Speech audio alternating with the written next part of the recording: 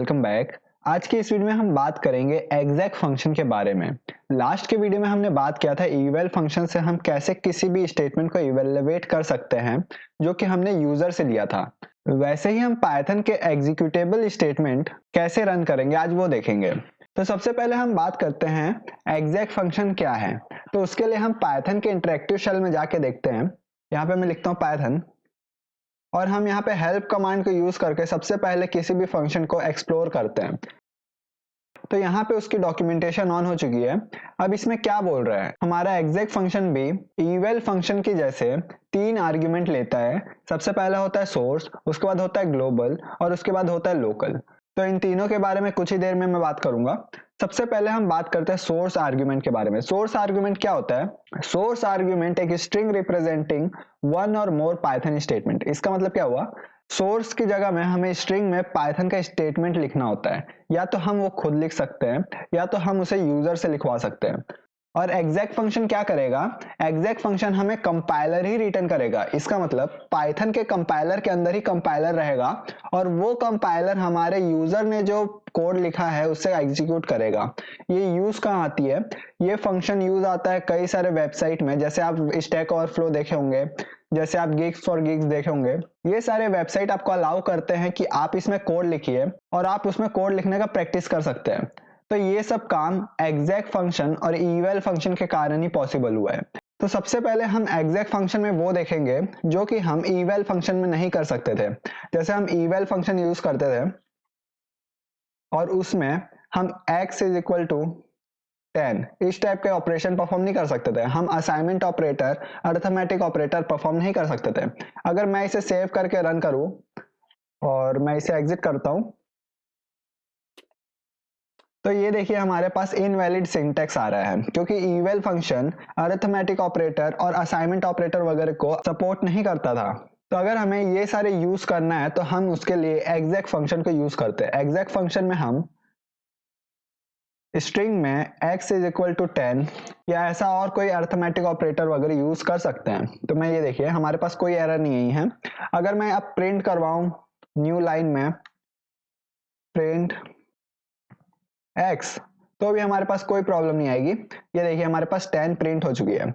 ये exact function भी हमारे पाइथन के कोड को जानता है जैसे हमारे इवैल फंक्शन जानता था। और ये जो पाइथन के डबल कोट्स या सिंगल कोट्स के अंदर कुछ भी चीज लिखा होता है, एग्जैक्ट फंक्शन उसको एग्जीक्यूटिंग स्टेटमेंट की तरह ट्रीट करता है और उसको एग्जीक्यूट कर देता है। तो ये तो हुई छोटी सी बात। अब हम इसको और समझते हैं एग्जैक्ट फंक्शन और क्या क्या कर सकता है। एग्जैक्ट फंक्शन में हम जितने लाइन के भी कोड डाल सकते हैं। जैसे अगर मैं यहाँ पे चाहूँ एग्जैक्ट और एग्जैक्ट फंक्शन के अंदर मैं 2 वेरिएबल बनाता हूं x, y और इन दोनों का असाइन करता हूं मैं 10, 15 से।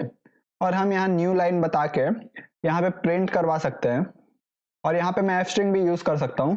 लेकिन हम यहाँ पे डबल कोट्स के अंदर डबल कोट्स यूज नहीं कर सकते, तो मैं यहाँ पे सिंगल कोट्स यूज करता हूँ। या आप चाहें तो डबल कोट्स के आगे में फॉरवर्ड स्लैश भी डाल सकते हैं।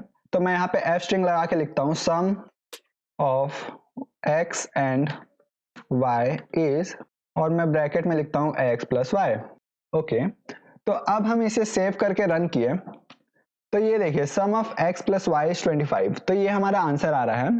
तो आई होप आपको इतना समझ में आया होगा। हमें जरूरी नहीं है कि हम एग्जैक्ट फंक्शन के अंदर ही पूरा कोड डालेंगे।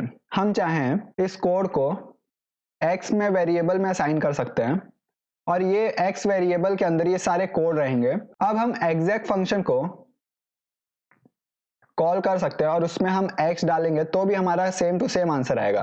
ये देखिए हमारे पास अभी भी सेम टू सेम आंसर आया है। ये कोड काम कैसे किया? सबसे पहले ये वाला जो स्टेटमेंट है, हम वेरिएबल में अभी तक सिर्फ और सिर्फ नंबर या वैल्यू असाइन करते थे, लेकिन हम पहली बार ही एक वेरिएबल में पूरा का पूरा स्टेटमेंट असाइन किए हैं। तो पाइथन में ये भी पॉसिबल है, हम एक वेरिएबल में एक पूरा स्टेटमेंट भी डाल सकते हैं और ये पूरा स्टेटमेंट जो भी हुआ वो हम इसमें पास करवा दिए हैं। तो आई होप आपको इतना समझ में आया होगा। ये वाला कोड सेम है पहले वाला कोड से। अब हम बात करते हैं कि अगर हमें यूजर से इनपुट लेनी हो, कि हम यूजर से इनपुट ले कोड, तो हम उसे कैसे कर सकते हैं? हम इनपुट फंक्शन को यूज करके यहाँ पे इंटर कोड ऐसे लिखते हैं और इसको भी हम x वेरिएबल में असाइन कर लेते हैं और हम इसे एग्जैक्ट फंक्शन में पास कर सकते हैं। तो हम ऐसा भी कर सकते हैं, हम चाहें तो यहाँ पे ऐसा करें, हम चाहें तो डायरेक्ट यहाँ पे एग्जैक्ट फंक्शन यूज कर सकते हैं। तो बात हमारा सेम ही है, तो हमारा अभी ये वाला कोड का कोई जरूरत नहीं पड़ेगा। अब हम सेव करके रन किए तो यहाँ पे आ रहा है इंटर कोड। तो यहाँ पे मैं कोई सा भी स्टेटमेंट डालता हूँ, प्रिंट हेलो वर्ल्ड, और ये देखिए हमारे पास आउटपुट आ चुका है हेलो वर्ल्ड। तो हम ऐसे कोई भी कोड डाल सकते हैं। मैं यहाँ पे और भी कोड डालता हूँ, मैं यहाँ पे डालता हूँ ABS -90।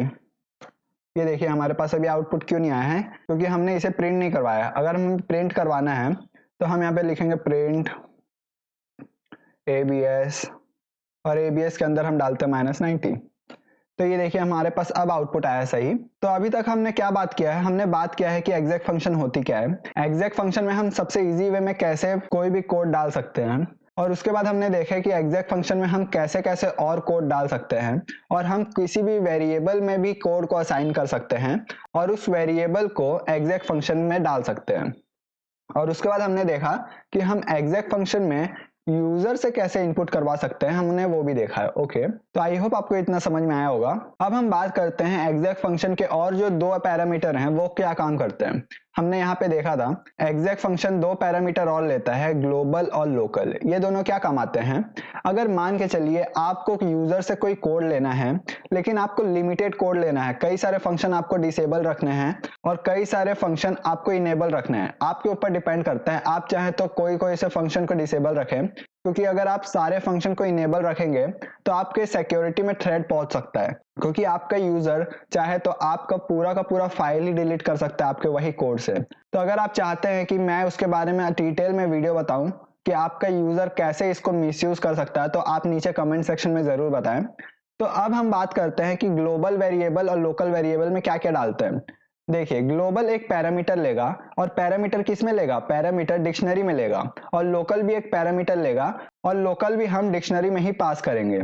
तो लोकल और ग्लोबल काम क्या करता है, ग्लोबल वेरिएबल में हमें बताना पड़ता है कि हमें कौन कौन से फंक्शन को इनेबल रखना है। तो जैसे अगर हमें सिर्फ और सिर्फ प्रिंट फंक्शन को इनेबल रखना है तो हम वो कैसे करेंगे, हम यहाँ पे एक डिक्शनरी बनाएंगे और डिक्शनरी के अंदर हम लिखेंगे बिल्ट इन्स। बिल्ट इन्स क्यों लिखेंगे, क्योंकि हम जो फंक्शन यूज करते हैं वो बिल्ट इन लाइब्रेरी के अंदर प्रेजेंट है। तो हम यहाँ पे लिखेंगे बिल्ट इन्स और साथ कोलन लगा के हम उसके बाद फिर से एक डिक्शनरी बनाएंगे। इसका मतलब क्या हुआ, एक डिक्शनरी है, डिक्शनरी के अंदर एक की है बिल्ट इन्स, और बिल्ट इन्स की के अंदर हमारे पास वैल्यू में फिर से एक डिक्शनरी है, और इस डिक्शनरी में हमें बताना पड़ता है कि बिल्ट इन का कौन कौन सा फंक्शन हमें इनेबल रखना है। तो अगर हमें प्रिंट स्टेटमेंट को इनेबल रखना है तो हम यहाँ लिखेंगे प्रिंट, और यहाँ पे हम कोलन लगा के लिखेंगे प्रिंट। और अब हम सेव करके रन करें अगर, तो यहाँ पे आया इंटर कोड। इंटर कोड में अगर मैं प्रिंट स्टेटमेंट कुछ डालूं और मैं यहाँ लिखूं कुछ भी चीज, तो यहाँ पे प्रिंट हो चुकी है, यहाँ पे कोई एरर नहीं आई है। पर अगर मैं यहाँ पे कोई और फंक्शन यूज करूं, मैं ABS फंक्शन यूज करता हूँ और मैं यहाँ डालता हूँ -90, तो ये देखिए हमारे पास एरर आई है, name ABS is not defined. तो इसका मतलब क्या हुआ कि हम सिर्फ और सिर्फ प्रिंट फंक्शन को ही यूज कर सकते हैं। तो अब मैं इसका और एक खास बात बताता हूँ, हम यहाँ पे प्रिंट फंक्शन का नाम चेंज कर सकते हैं। अगर हमें यहाँ पे डिस्प्ले नाम से कॉल करना है तो हम यहाँ पे डिस्प्ले नाम देते हैं, और अब मैं सेव करके रन करूं तो हम प्रिंट नाम के अलावा डिस्प्ले नाम भी यूज कर सकते हैं, डिस्प्ले, और डिस्प्ले में हम डालेंगे हर्ष जैन। तो ये देखिए हमारा हर्ष जैन प्रिंट हो चुका है। इसका मतलब क्या हुआ कि हम प्रिंट फंक्शन को डिस्प्ले फंक्शन के नाम से कॉल कर रहे हैं। तो ऐसे हम कई सारे फंक्शन, आपको जो जो फंक्शन यूज करने हैं आप यहाँ पे कॉमा सेपरेटेड में यहाँ पे लिख सकते हैं। तो ऐसे हम ग्लोबल पैरामीटर को यूज करते हैं। अब हम लोकल पैरामीटर के बारे में जानते हैं। लोकल पैरामीटर कब यूज होता है, जब हम चाहते हैं कि बिल्ट इन का कोई भी फंक्शन एग्जीक्यूट ना हो। अगर हमें चाहते हैं कि बिल्ट इन का कोई भी फंक्शन एग्जीक्यूट ना हो तो हम यहाँ लिखेंगे नन, सिंपली यहाँ नन लिखेंगे। और अब मैं सेव करके रन करूं तो हम यहाँ पे कोई भी फंक्शन यूज नहीं कर सकते। अगर मैं यहाँ पे प्रिंट फंक्शन यूज करना चाहूं और प्रिंट में मैं कुछ भी लिखूं, तो ये देखिए हमारे पास एरर आई है। एरर क्यों आई है, क्योंकि हमारे कोड में लिखा है साफ साफ कि बिल्ट इन का कोई भी फंक्शन हमें यूज नहीं करना है, तो हम इसीलिए हमारे पास एरर आ रही है। पर अगर हम चाहें कि बिल्ट इन का कोई भी फंक्शन यूज ना कर पाए हम, लेकिन कुछ कुछ फंक्शन यूज कर पाए, तो उसके लिए हम लोकल आर्ग्यूमेंट देते हैं, और लोकल आर्ग्यूमेंट भी हम डिक्शनरी में देते हैं। डिक्शनरी में कैसे देंगे, हम यहाँ पे same to same print statement के जैसे हम यहाँ लिखेंगे प्रिंट, और हम यहाँ कोलन लगा के लिखेंगे प्रिंट। हम यहाँ पे भी इसका नाम चेंज कर सकते हैं, हम यहाँ पे भी डिस्प्ले नाम कर सकते हैं इसका,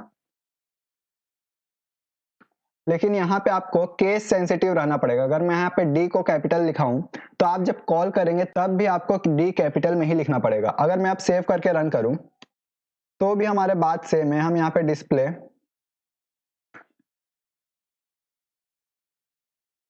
हर्षजन, तो ये देखिए हमारा हर्षजन प्रिंट हो चुका है।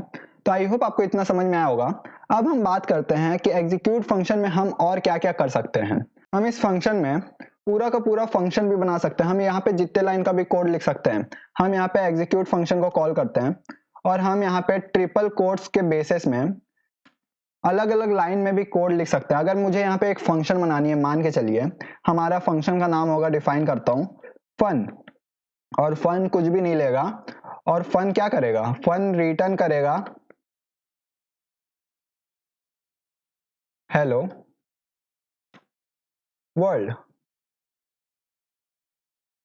ओके, तो हमारे ये फंक्शन भी काम करेगा। अगर मैं सेव करके रन करूं तो यहाँ पे ये काम किया है पूरा का पूरा फंक्शन, लेकिन यहाँ पे कोई आउटपुट क्यों नहीं आया, क्योंकि हम इस फंक्शन को कहीं कॉल ही नहीं किए हैं। अगर हम यहाँ पे कॉल करें फन और मैं इसे एग्जीक्यूट फंक्शन के अंदर ही कॉल करूं अगर, और मैं सेव करके रन करूं, तो ये देखिए हमारे पास अभी भी कोई आउटपुट नहीं आया है। आउटपुट क्यों नहीं आया, क्योंकि हम इसे प्रिंट नहीं करवाए हैं। हम यहाँ पे रिटर्न करवाए हैं, तो हमें प्रिंट करवाना जरूरी है। तो अब मैं सेव करके रन करता हूँ, तो ये देखिए हमारे पास हेलो वर्ल्ड आंसर आ चुका है। तो ऐसे हम एग्जीक्यूट फंक्शन को यूज करते हैं।